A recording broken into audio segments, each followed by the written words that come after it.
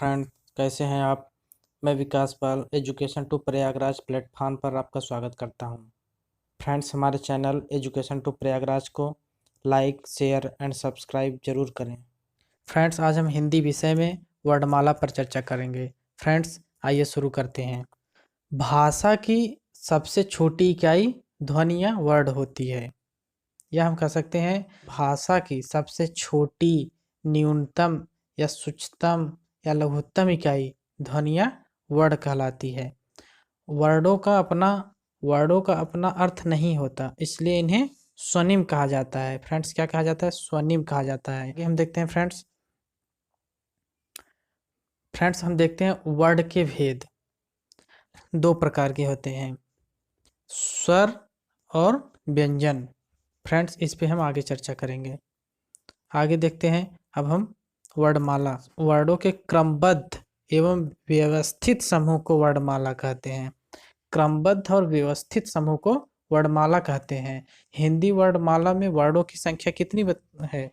52, 52। Friends, इसमें कभी कभी एग्जाम में आता है कि लिखने के आधार पर या उच्चारण के आधार पर वर्डों की संख्या बताइए। लिखने के आधार पर 52 होते हैं, जिनमें 11 स्वर और 33 व्यंजन होते हैं। 4 संयुक्ताक्षर, 2 उच्छिप्त, द्विगुण या विकसित व्यंजन होते हैं, 2 अयोगवाह होते हैं। उच्चारण या बोलने के आधार पर 44 होते हैं, जिनमें 11 स्वर और 33 व्यंजन। फ्रेंड्स, हम इसके बारे में डिटेल में आगे चर्चा करेंगे। आइए अब देखते हैं स्वर। पहले हम समझते हैं स्वर किसे कहते हैं।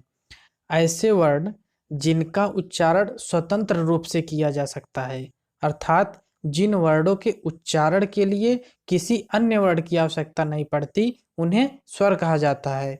स्वर अविनाशी होते हैं, अर्थात स्वरों का कभी नाश नहीं होता, इसलिए इन्हें अक्षर कहा जाता है। क्या कहा जाता है फ्रेंड्स? इन्हें अक्षर कहा जाता है। नेक्स्ट हम देखते हैं अब आइए देखते हैं स्वरों की कुल संख्या। हिंदी वर्णमाला में प्रारंभ में स्वरों की कुल संख्या 13 थी, लेकिन वर्तमान समय में 2 वर्डों का प्रयोग नहीं किया जाता, इसलिए इनकी संख्या घटकर 11 हो गई हैं। तो फ्रेंड्स, कौन कौन से वर्डों का प्रयोग नहीं किया जाता?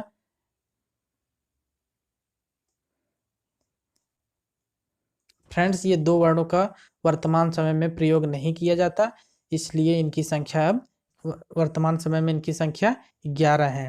फ्रेंड्स, अब आइए देखते हैं 11 स्वर कौन कौन से हैं। अ, आ, ई, उ, ऊ, री, ए, आई, ओ, औ। फ्रेंड्स, ये कुल 11 स्वर हैं। नेक्स्ट अब देखते हैं फ्रेंड्स स्वर के भेद। स्वर के कुल 3 भेद होते हैं। कौन कौन से? ह्रस्व स्वर, दीर्घ स्वर और प्लुत स्वर। ह्रस्व स्वर कौन कौन से होते हैं? ह्रस्व स्वर को एक मात्रिक स्वर भी कहा जाता है। कौन? इनकी संख्या कितनी होती है फ्रेंड्स? इनकी संख्या 4 होती है। कौन कौन सी? अ, ई, उ और री। ये 4 ह्रस्व स्वर हैं। एक मात्रा का समय लगता है। मूल स्वर भी कहा जाता है। फ्रेंड्स, नेक्स्ट अब देखते हैं दीर्घ स्वर। फ्रेंड्स, दीर्घ स्वर को द्विमात्रिक स्वर कहा जाता है। द्विमात्रिक स्वर भी कहा जाता है। इनकी संख्या 7 है। कौन कौन सी? आ, ई, उ, ए, आई, ओ, औ। फ्रेंड्स, ये इनकी संख्या 7 है। ये इनके उच्चारण में 2 मात्रा का समय लगता है। नेक्स्ट देखते हैं फ्रेंड्स प्लुत स्वर। प्लुत स्वर को त्रिमात्रिक स्वर कहा जाता है। इनका उपयोग दूर से पुकारने के लिए किया जाता है, जैसे ओम, राम। ऐसे शब्दों के लिए प्लुत स्वर का प्रयोग करते हैं। फ्रेंड्स, ये परीक्षा की दृष्टि से बहुत इंपॉर्टेंट क्वेश्चन है। फ्रेंड्स, अ, ई, उ, री का दीर्घ रूप बनता है तथा प्लुत भी बनता है, जबकि री का दीर्घ रूप नहीं बनता या प्लुत बनता है फ्रेंड्स। तथा आ ई उ का ह्रस्व रूप नहीं बनता, इनका प्लुत रूप बनता है। और ए आई ओ औ का ह्रस्व रूप नहीं बनता और इनका प्लुत रूप बनता है। फ्रेंड्स आगे हम देखते हैं जिह्वा के प्रयोग के आधार पर स्वर के भेद। जिह्वा के प्रयोग के आधार पर स्वर के भेद 3 हैं। कौन कौन से? अग्र स्वर, मध्य स्वर और पश्च स्वर। फ्रेंड्स अग्र स्वर में कौन कौन से स्वर आते हैं? फ्रेंड्स अग्र स्वर में कौन कौन से स्वर आते हैं? ई, ई और ए, आई। जबकि मध्य स्वर में फ्रेंड्स अ आता है तथा जो शेष बचता है वो पश्च स्वर में आते हैं। कौन कौन से? आ, उ, ऊ, ओ, औ। फ्रेंड्स ये पश्च स्वर में आते हैं। फ्रेंड्स एक ट्रिक है, इसको याद करने के लिए एक ट्रिक है प्रिय बैठी आगे। प्री से ई, ए से ए, बै से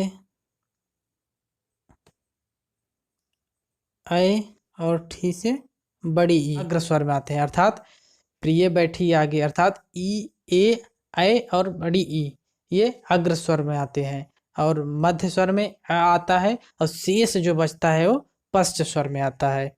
आगे हम फ्रेंड्स पढ़ते हैं मुख खोलने या मुख विवर या बंद करने के आधार पर स्वर के भेद कितने हैं फ्रेंड्स? 4। कौन कौन से? विवृत स्वर, अर्धविवृत स्वर, संवृत स्वर और अर्धसंवृत स्वर। अब फ्रेंड्स आइए समझते हैं विवृत स्वर क्या होता है। फ्रेंड्स विवृत का अर्थ होता है मुख का खुलना, जबकि संवृत का अर्थ होता है मुख का बंद होना। फ्रेंड्स विवृत में मुख का पूर्ण रूप से खुलना होता है, इसमें आ आता है, जबकि अर्धसंवृत में मुख का आधा खुलना होता है, जिसमें क्या आता है? अ, ऐ और औ, आ। फ्रेंड्स ये अर्धविवृत स्वर में आते हैं। नेक्स्ट हम पढ़ते हैं फ्रेंड्स संवृत स्वर। फ्रेंड्स संवृत का अर्थ होता है मुख का बंद होना। फ्रेंड्स आता है फ्रेंड्स ई, उ और उ। फ्रेंड्स ये संवृत में आते हैं, जबकि का अर्थ हुआ मुख का आधा बंद होना, जिनमें ए और ओ आता है। फ्रेंड्स आइए अब हम स्वर वर्णों के उच्चारण स्थान पर चर्चा करते हैं। फ्रेंड्स अ और आ का उच्चारण स्थान कंठ, ई का तालु, री का मूर्धा, री का दंत, उ और ऊ का ओष्ठ और ए और ऐ का कंठतालु, ओ और औ का कंठोष्ठ। ये था स्वर वर्णों के उच्चारण स्थान। आइए अब हम स्वर से संबंधित कुछ प्रश्न हल करते हैं। क्वेश्चन नंबर फर्स्ट, भाषा की सबसे छोटी इकाई शब्द, व्यंजन, स्वर और वर्ण। फ्रेंड्स जैसा आप लोग जानते हैं भाषा की सबसे छोटी इकाई वर्ड होती है, वर्ड या ध्वनि। नेक्स्ट क्वेश्चन फ्रेंड्स, वर्णमाला कहते हैं किसे? शब्द समूह को या वर्णों के संकलन को या शब्द गणना को या वर्णों के व्यवस्थित समूह को? फ्रेंड्स वर्णमाला वर्णों के व्यवस्थित समूह को कहते हैं। नेक्स्ट क्वेश्चन, हिंदी वर्णमाला में अयोगवाह वर्ण कौन से हैं?